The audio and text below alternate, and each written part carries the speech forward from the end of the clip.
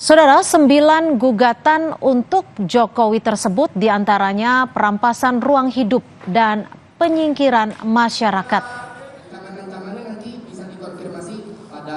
Lalu kekerasan, persekusi, kriminalisasi, dan diskriminasi. Dan ketiga, politik, impunitas, dan kejahatan kemanusiaan. Selanjutnya, komersialisasi penyeragaman dan penundukan dalam sistem pendidikan nasional.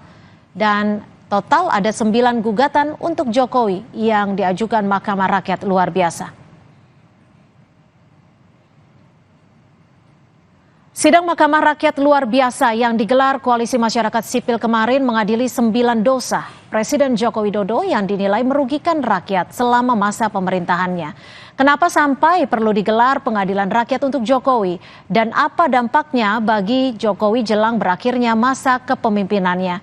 Sudah ada juru bicara Mahkamah Rakyat luar biasa Edi Kurniawan dan juga tenaga ahli utama KSP Ali Mohtar Ngabalin. Selamat sore Bang Ngabalin dan selamat sore Mas Edi. Nona, apa kabar? Kabar baik, terima kasih sudah bergabung bersama kami di Kompas Petang. Saya ke Mas Edi terlebih dahulu.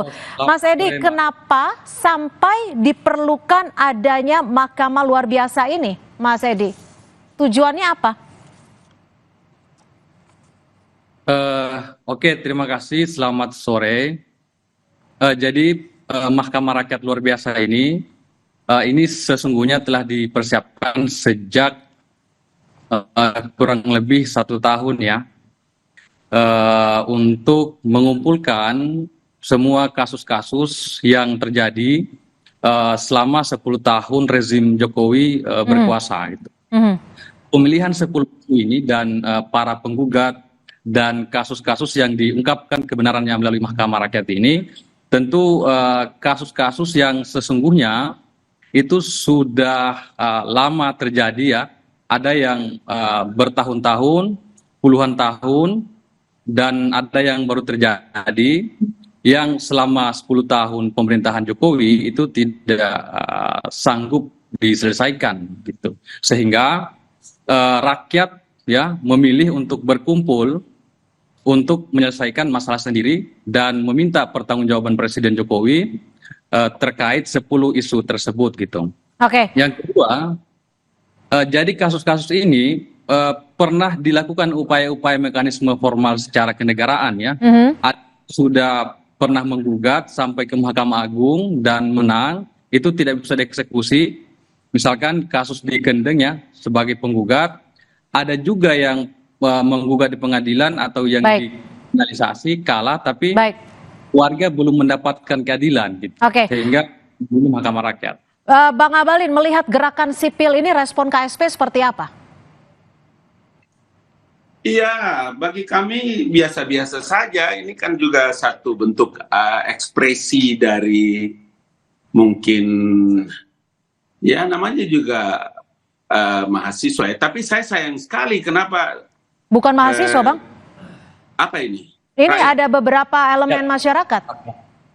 Iya, di UI apa di Depok? Nah, diadakannya di UI, tapi yang hadir sebagai hakim disebutnya ada aktivis HAM, ada juga mantan pegawai KPK dan lain sebagainya. Kenapa tidak terlalu confident untuk UI yang melakukan mahkamah itu kemudian memberikan gugatan? Sebetulnya itu yang paling pokok. Ketika melibatkan orang-orang lain yang patah hati, yang kecewa, yang kalah pemilu macam-macam, berarti orang punya penilaian tidak bagus. Karena jangan Anda lupa loh, profil ratingnya Jokowi dari hasil survei terakhir itu mencapai 72% loh. Rakyat mana yang Edi dan teman-teman maksudkan? Kenapa kalian bawa itu manusia-manusia yang patah hati, otak miring, sakit hati semua ikut di situ? Kalian bilang rakyat itu rakyat yang mana? Rakyat yang mana yang kamu orang maksudkan? Kalau kasus-kasus apa yang kau sebut itu datang kemarin nih, ini ada di KSP sampai sekarang ini. Mana yang kau bilang bahwa masalahnya dihadapi dengan Mas Edi, silakan dijawab. Ini bagian dari mereka yang patah hati. Anda terima dengan statement tersebut? Ya, itu bisa dicek ya dari 9 penggugat dan saksi dan ahli yang kita hadirkan. Dan hakim-hakim ya yang dihadirkan itu itu punya kapabilitas. Tapi yang paling penting adalah kami sangat Hakim-hakim siapa yang angkat? Sekolah hakim mana? Legal standing apa kamu orang pakai? Mahkamah apa itu? Mahkamah abal-abal, Jadi kami sangat menyayangkan panggilan kepada Presiden Jokowi dan partai-partai, Ketua DPR sudah kami layangkan secara resmi melalui pos. Dan siapa kamu orang mau panggil Presiden, Edi? Kami sayang. Di mana kau punya jalan pikiran? Sama rakyat. Dari mana kau punya legal standing panggil presiden, panggil pimpinan partai, ngawur aja. Dari mana, Edi? Apa legal standingnya? Mahkamah apa itu? Mahkamah abal-abal kau panggil-panggil orang dengan seenak perutmu. Negara ini memang kamu orang punya negeri sendiri. Ada urusan apa panggil-panggil orang? Mau disidang, mahkamah apa itu, Edi? Oke, mungkin bisa dijelaskan oleh Mas Edi. Kita berikan waktu sebentar, Bang Abalin. Oke, jadi Mahkamah Rakyat ini sangat keliru kalau dikatakan ini barisan sakit hati.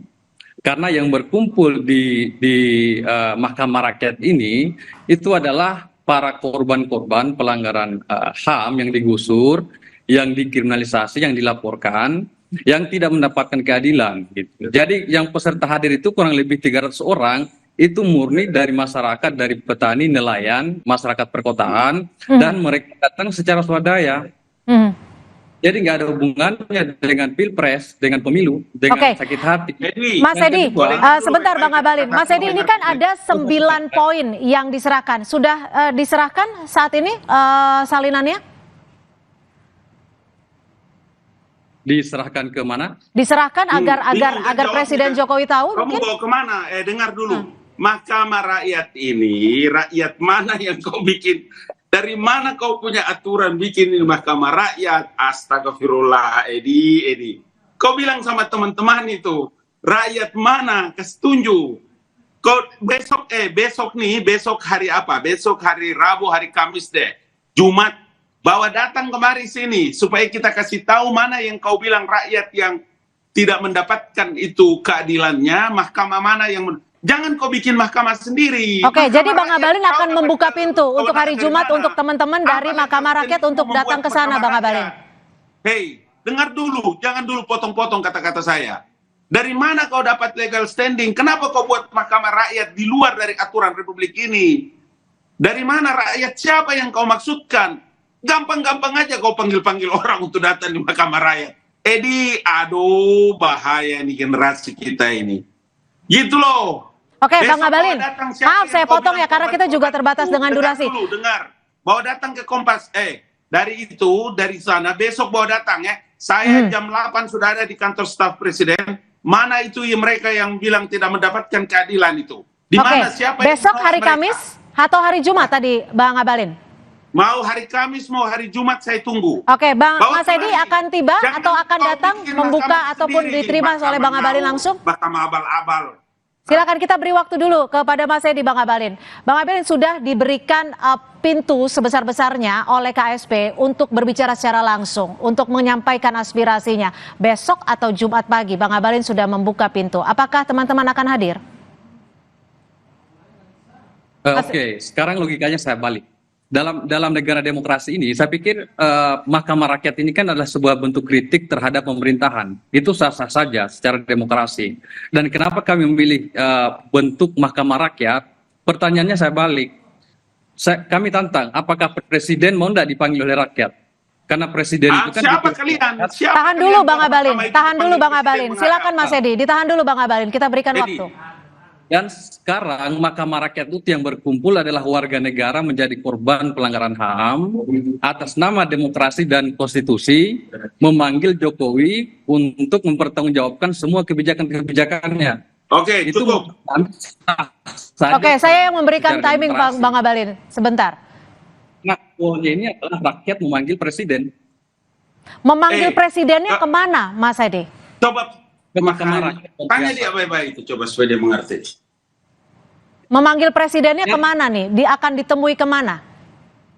Memanggil ke forum Mahkamah Rakyat luar biasa atas nama demokrasi. Ya Allah ya Rabbi. Kau betul-betul. Oke, Bang Abalin, diklaim ini adalah suara dari rakyat yang memang menyatakan tidak merasa tidak mendapatkan keadilan. Disebutnya juga 9 dosa atau nawa dosa Presiden Jokowi. Ini Pak Jokowi tidak respon langsung, kenapa? Dengar dulu baik-baik. Kompas TV dengar baik-baik supaya Ya, dikasih kesempatan. kami dengar dengan lapang terbuka. Apa yang membuat legal standingmu, membuat Mahkamah Rakyat, enak-enakmu panggil itu presiden, panggil ketua-ketua partai. Apa urusannya, Edi? Kenapa ada orang terpelajar kayak begitu? Atas nama demokrasi, menjual demokrasi dengan harga murah, atas nama demokrasi kalian salurkan semua kebencian-kebencianmu. Kalau mau supaya orang-orang yang tidak mendapatkan keadilan itu bawa datang ke istana, kasih tahu di mana tempatnya, nanti saya jemput. Di mana masalahnya? Pengadilan mana yang belum mengurus mereka dengan baik? Jangan begitu caranya. Baik. Membuat itu tidak bagus dalam pembelajaran kepada masyarakat. Kenapa kau tidak bikin sekalian negara sendiri, bikin mahkamah sesuka hatimu? Apa itu? Masa orang terpelajar kayak begitu cara kerjanya? Tidak boleh begitu, itu tidak benar. Itu demokrasi kau jual atas Bang Ngabalin, tapi kalau dari Pak Ridwi Payana menyebut ini menerima apresiasi secara terbuka. Biar saja, itu Ridwi Payana beda dengan saya. Saya harus mengkritik. Saya anak UI loh, saya anak Universitas Indonesia, saya anak Iluni. Saya tidak mau kampusku dibikin kayak harga murah begitu. Baik, terima kasih Bang Ngabalin. Saya ke Mas Edi. Mas Edi terakhir Mas Edi, singkat saja. Setelah respon dari KSP, apa yang diharapkan dari teman-teman People's Tribunal ini? Mas Edi? Ya, silakan Mas Edi. Setelah mendapatkan jawaban dan juga respon dari Bang Ngabalin dari KSP, ya, jadi, apa yang diharapkan? Ada amar putusan hakim ya. Kan bahwa wajah pemerintahan Jokowi ini anti demokrasi gitu. Ada kontradiksi di internal istana. Di satu sisi menerima sebagai kritik, tapi Bang Ngabalin menyatakan ini bukan kritik. Nah, kami menganggap ini bagian dari demokrasi. Bentuk kritik kami dalam bentuk Mahkamah Rakyat yang harusnya dipertanggungjawabkan oleh Jokowi. Tapi dengan adanya anti kritik begini, kami bisa. Ini bukan kritik, saya tidak setuju caramu. Baik. Kau tidak berpendidikan namanya itu. Hanya alasan demokrasi kamu orang berbuat sesuka hatimu. Baik, terima kasih Bang Ali Mohtar Ngabalin, tenaga ahli utama KSP, dan juga Mas Edi Kurniawan, jubir Mahkamah Rakyat luar biasa. Mungkin setelah ini bisa langsung kontak untuk bertemu secara langsung dan membuka ruang musyawarah. Terima kasih.